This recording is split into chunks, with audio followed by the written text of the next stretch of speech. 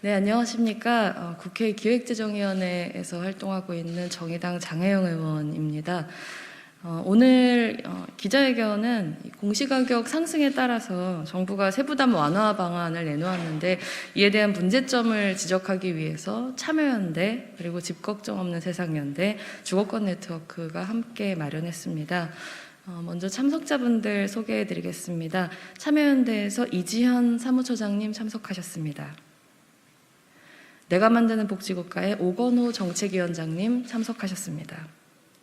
그리고 민달팽이 유니온에서 지수위원장님 참석하셨습니다. 집값 폭등으로 공시가격이 올해에도 17%나 상승했습니다. 그러자 정부가 세부담 완화 방안을 함께 내놓았는데요. 올해 재산세와 종부세 과표를 산정할 때 지난해 공시가격을 정교화하겠다는 것입니다. 폭등한 집값은 그대로 둔 채 세금만 깎아서 민심을 달래보겠다는 시도에 선뜻 동의하기 어렵습니다만 당해 연도에 세금을 부과하면서 단지 세부담을 낮추기 위해서 그 전년도 기준을 적용하는 것은 정말 그 유례를 찾기 어려운 일입니다. 이는 경제적인 실질에 과세하라는 조세의 대원칙을 깨뜨리는 일이기도 합니다. 이런 나쁜 전례를 남기면 당장 내년과 내후년에는 어떻게 하겠습니까? 집값이 불안할 때마다 지난해 공시가격을 끌어다가 보유세 부담을 줄여달라는 요구가 빗발칠 것이 뻔합니다. 전례가 있는데 그때는 안 된다고 하는 것도 말이 안 됩니다. 이는 그야말로 보유세 체계의 근간을 흔드는 일이 될 것입니다. 부동산 공시법에 따르면 부동산 가격 공시의 목적 중에 하나는 조세의 형평을 달성하는 것입니다. 올해 공시가격을 조사하기 위해서 이미 800억가량이 소요되었습니다. 돈은 돈대로 들여서 조사를 해놓고 본래 목적을 달성하는 데 사용하지 않는다면 800억 원을 그야말로 허공에 뿌린 것과 다름없을 것입니다. 물론 그동안 공시가격 제도는 국민들의 충분한 신뢰를 얻지 못해왔던 것이 사실입니다. 그런데 안 그래도 이렇게 신뢰가 낮은 상황에서 공시가격의 적용을 우회하는 방안을 다른 누구도 아닌 정부가 나서서 만들어두게 된다면 이런 공시가격 제도에 대한 국민적인 신뢰는 더욱 낮아질 것입니다. 우리는 지금도 부동산 보유세가 한 번에 큰 폭으로 늘어나지 않도록 하기 위해 세부담 상한제라는 장치를 운영하고 있습니다. 정말로 피치 못하게 세부담 완화가 필요하다면 세부담의 상한을 낮추는 방안을 찾는 것이 순리이지 조세의 대원칙과 공시가격의 신뢰를 무너뜨리는 방안으로 접근해서는 안 됩니다. 지난해 폭등했던 집값에 서민의 주거 불안이 심화된 와중에도 국회는 아랑곳 없이 재산세와 종부세 그리고 양도세까지 그야말로 집부자 줄감세를 했습니다. 그것도 모자라서 이제는 기상천외한 방법을 동원하겠다고 나섰습니다.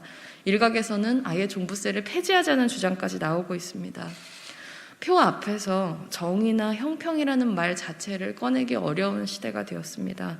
그러나 이렇게 노골적이고 반복적으로 제도의 근간을 흔든다면 그 폐해는 결국 우리 시민들 모두가 짊어지게 될 것입니다. 따라서 지난해 집부자들의 줄감세를 막아왔던 것처럼 이번에도 주거 안정과 조세 정의를 해치는 관련법의 개혁을 저지하기 위해서 최선을 다하겠습니다. 그러면 이어서 발언을 청해 듣도록 하겠습니다. 순서는 먼저 이지현 참여연대 사무처장님 말씀하시고 이어서 내가 만드는 복지국가의 오건호 정책위원장님 말씀하시고 마지막으로 민달팽이 유니온의 지수위원장님 발언 순서로 듣겠습니다. 그러면 이지현 사무처장님 발언 요청드립니다. 예, 소개받은 참여연대 이지연입니다. 앞서서도 말씀해 주셨지만 어제 정부가 공동주택 공시가격을 발표하면서 1가구 1주택자에게 작년 공시가격 기준으로 보유세를 부과하겠다. 그리고 세부담도 낮추겠다 하는 방안을 내놨습니다. 세금은 그에 발생한 소득과 재산에 부과하는 것이 원칙인데 올해 분 재산에 작년 기준을 적용하면서 정부가 나서서 조세 원칙을 훼손한 겁니다. 게다가 작년 기준을 적용하면 작년에 집값이 크게 올랐거나 또 고가의 아파트를 소유하고 있는 분들에게는 더 큰 혜택이 돌아가게 됩니다. 형평에도 전혀 맞지 않다고 생각을 합니다. 부동산 공시가격은 과세의 기준이 되는 중요한 지표인데 그동안 시세를 전혀 반영하지 못했기 때문에 조세 정의를 왜곡하고 투기를 조장하는 원인으로 지목되어 왔었습니다. 그런 이유로 개혁의 요구가 컸었고 정부가 집권 4년 차에 이르러서야 2035년까지 공시가격을 시세의 90%까지 현실화하는 로드맵을 내놓게 된 겁니다. 정부안이 너무 장기간에 걸친 계획이어서 오히려 그 추진 기간을 단축해야 한다는 요구가 나오는 마당에 적용 유예를 들고 나온 것은 이게 진짜 무슨 일인가 싶습니다. 정부가 이 정책의 추진에 의지가 있었던 건지 의구심이 드는 상황입니다. 게다가 정부는 집값 폭등을 이유로 이미 작년 8월에 1가구 1주택 종부세 납부 기준을 공시가격 9억에서 11억 원으로 후퇴를 시켰고 그 결과 시세의 16억이 넘는 주택 소유자의 종부세 납부액이 20만 원에 불과한 상황입니다.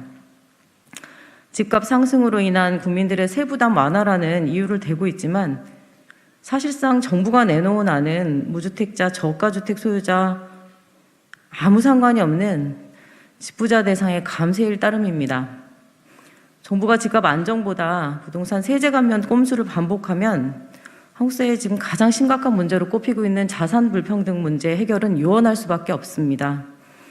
보유세가 강화될수록 부동산 가격 인상률이 낮아진다라는 것은 이미 해외 여러 사례를 통해서 증명된 사실인데요. 자산 불평등을 더 심화시킬 세금 감면 정책 폐기해야 합니다. 그리고 지금 윤석열 당선인도 공시가격 현실화 계획을 수정하겠다, 보유세를 손질하겠다 이런 선언들을 그간 대선 기간에 해놓고 해왔고 아마 내일 인수위원회에서 관련 보고를 받는 것으로 알고 있는데요. 지금 정부도 또 차기 정부도 공시가격 현실화는 흔들림 없이 추진하고 보유세 강화의 기조도 유지해 가야 합니다. 이상입니다.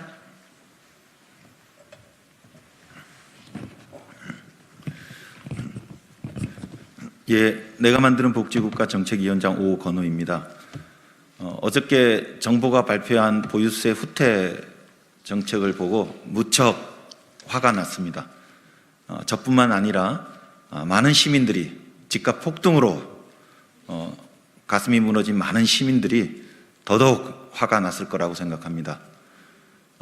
5년 전에 문재인 정부가 출범하면서 나라다운 나라를 만들겠다고 했습니다. 무엇을 만들고 있습니까? 나라답지 않은 나라를 만들고 있기 때문입니다.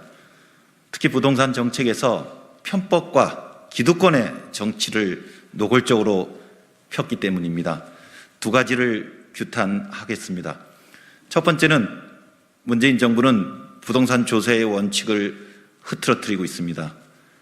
정부 출범 당시에 재정개혁 특위를 만들어서 앞으로 100년갈 조세개혁의 틀을 잡겠다고 했는데 당시 많은 사람들이 강력한 종합부동산세 개혁을 통해서 부동산 시장 안정을 기대했건만 솜방망이 종부세 개혁안을 내서 부동산 시장에 나쁜 신호를 주었고 결국은 오늘의 부동산 폭등으로 이어졌습니다.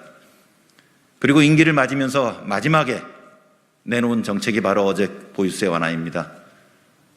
당에 부과하는 보유세 세금을 전년도 공시가격에 부과하는 기상천외한 편법까지 동원해서 집 있는 사람들의 세금 부담을 깎아주려 하고 있습니다.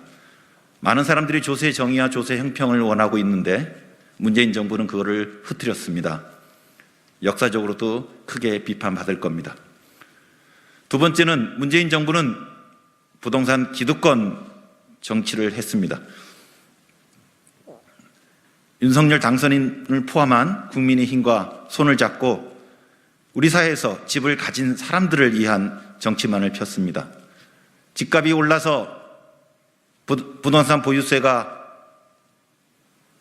인상되니 그것을 깎아준다고 합니다. 몇십만 원 깎아준다고 합니다. 1억, 2억, 3억 집값 오른 만큼 전월세금도 그만큼 오릅니다. 가만히 앉아서 전월세 부담이 수억씩 올라간 사람들한테는 그러면 그 금액을 지원하십니까? 왜 더 큰 고통을 당하고 있는 세입자들은 안중에도 없고 부동산 자산 증가에 특혜와 이득까지 본 사람들에게 세금 혜택까지 주려고 합니까? 이 부동산 기득권의 정치 역시 역사가 엄중하게 평가할 겁니다. 마지막으로 윤석열 당선인 측에도 말씀드리고자 합니다. 다 알다시피 문재인 정부보다도 민주당보다도 더 강력한 부동산 감세 종합 정책을 공약으로 내걸었습니다. 기억하셔야 됩니다. 대한민국 국민 절반이 세입자인 것을. 만약 그 공약대로 정책을 펼 경우에 국민 절반의 강력한 저항에 부딪힐 겁니다. 엄중하게 경청해 주시기를 바랍니다. 이상입니다.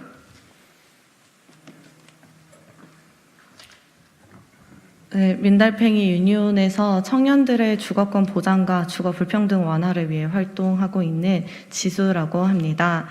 일단 정부가 공시가격을 2021년 수준으로 정하겠다라고 발표한 얘기를 듣고 또 참 작년의 기억이 떠올랐습니다. 작년에 종부세도 완화하겠다고 결정하셨었죠. 사실 이런 이야기들 들을 때마다 많은 청년들이 어떤 상실감을 느낍니다. 또 나는 정책의 대상에서 배제되고 있구나. 나의 목소리, 내가 겪고 있는 주거 불안은 이 정부는 듣고 있지 않구나, 바라보고 있지 않구나 라는 생각을 합니다. 공시지가 21년 기준으로 하면 청년들이 내는 보증금 월세도 21년 기준으로 내려주십니까? 민주당이 타임머신을 개발한 게 아니고서야 왜 이런 일들이 계속 벌어지는지 모르겠습니다. 부동산 대선, 혐오와 차별 대선이 끝난 지 한 달도 지나지 않았습니다. 대선 직후 더불어민주당이 반성하겠다, 쇄신하겠다라면서 내세운 게 부자 감세입니까? 민주당이 생각하는 가장 시급한 주거 불안이 자기 집값이 올라서 세금을 더 내게 생긴 사람들입니까? 집값이 올라서 가장 힘든 사람들 바로 세입자들입니다. 정부 여당이 부자 감세를 외치는 와중에도 많은 청년들은 임대인으로부터 보증금, 월세, 심지어 관리비까지 인상해달라는 요구를 감당하지 못한 채 상담을 여기저기 신청하고 있습니다. 민달팽이를 통해서 상담 신청 주시는 분들을 보면요, 계약갱신을 앞두고 보증금 5%는 올리고 월세는 올리지 못하니 관리비를 10만 원어치 올리겠다는 임대인들이 수두룩합니다. 이 청년들이 1년에 더 부담해야 하는 돈의 크기가 점점 커지고 있습니다. 10억, 100억을 갖고 있는 사람이 내야 하는 세금 100만 원이 있다고 하면 1000만 원도 대출을 받아서 마련해야 했던 청년들이 부담하는 돈이 100만 원 계속 오르는 그런 상황들은 왜 지켜보지 않는지 모르겠습니다. 어떤 임대인은 심지어 보증보험 가입을 안 하겠다는 특약을 요구하기도 합니다. 그리고 어떤 중개사는 임대인 전화번호도 알려주지 않은 채 계약을 강제합니다. 정부 여당은 도대체 누구의 삶을 대변해야 하는지, 이 사회 불평등을 바로잡기 위해서 어디서부터 시작해야 하는지 여전히 모르시는 것 같습니다. 고가의 자산을 가진 부자들 눈치를 보면서 맞춤형 정책부터 내세우면 다음 선거는 좀 달라지실 것 같습니까? 아닙니다. 절대 그렇지 않을 겁니다. 정부 여당은 부동산 정책 실패를 세금 감면으로 무마하려는 시도를 당장 멈추십시오. 임금의 몇 배에 달하는 보증금을 떼이고 꼬박꼬박 오르는 월세에도 힘들어하는, 관리비는 심지어 이유도 모른 채 달라는 대로 내야 하는 청년들, 무주택자, 취약계층의 목소리에 제대로 된 정책으로 답하십시오. 감사합니다.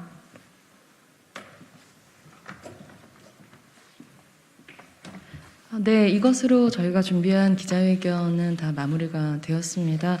정부의 보유세 부담 완화 방안에 대한 저희들의 비판적인 목소리를 언론에서도 많이 진지하게 귀 기울여 들어주시고 시민들께 잘 전달해 주실 것을 당부드립니다. 감사합니다.